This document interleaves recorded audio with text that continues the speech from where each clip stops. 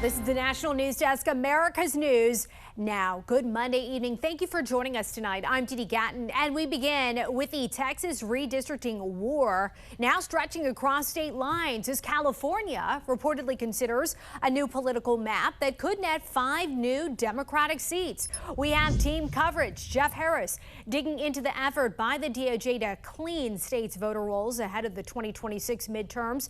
But first, Ryan Smith at the live desk with the latest on the political tug of war in the Lone Star State. A lot developing tonight, Ryan. A Texas-sized fight now underway over that new congressional map. A lot unfolding here hour by hour on this. We start tonight with this live look over Austin, Texas, the skyline there in what is now ground zero in a national political fight. Tonight, protesters seen here rallying outside the governor's mansion. The Texas House is set to reconvene again tomorrow at 1 o'clock local time. We'll see if that happens. The House Speaker issued today civil arrest warrants for those Democrats who were no-shows during today's session. Listen. I believe they have forfeited their seats in the state legislature because they are not doing the job they were elected to do. Dozens of Democrats fleeing Texas over the weekend in a bid to block that Republican-backed effort to redraw congressional districts, many seeking refuge here in places like Albany, New York, Boston, and Chicago. We broke quorum because this isn't just about maps. It's about power. And in Texas, the power still belongs to the voters. That proposal put forward just last week by Texas Republicans could potentially eliminate 5 Democratic U.S. House seats as the GOP enters next year's 2026 midterm elections with a razor-thin majority.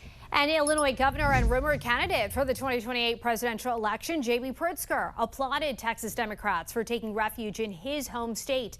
Pritzker accused Texas Republicans of attempting to cheat while praising Democratic lawmakers for resisting. You are making great sacrifices to resist the power grab that's being perpetrated by Donald Trump, by Governor Abbott, and by Texas Republicans.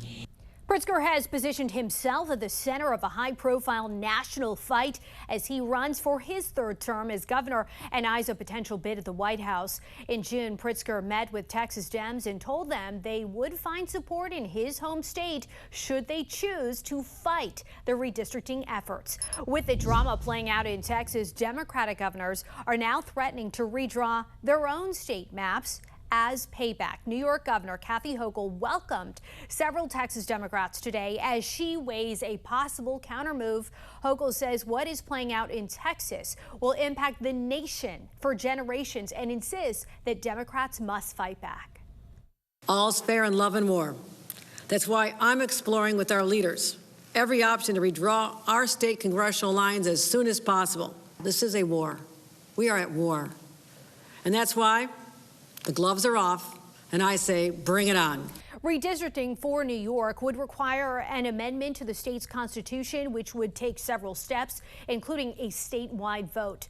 And Florida Republicans are increasing their push to redraw the state's congressional lines following Texas's lead. Florida Governor Ron DeSantis saying last week that he is very seriously looking into asking the state legislature to redraw the congressional map on the grounds that the 2020 state census is flawed. Florida Republicans already hold a 20-8 advantage over Democrats in the congressional delegation.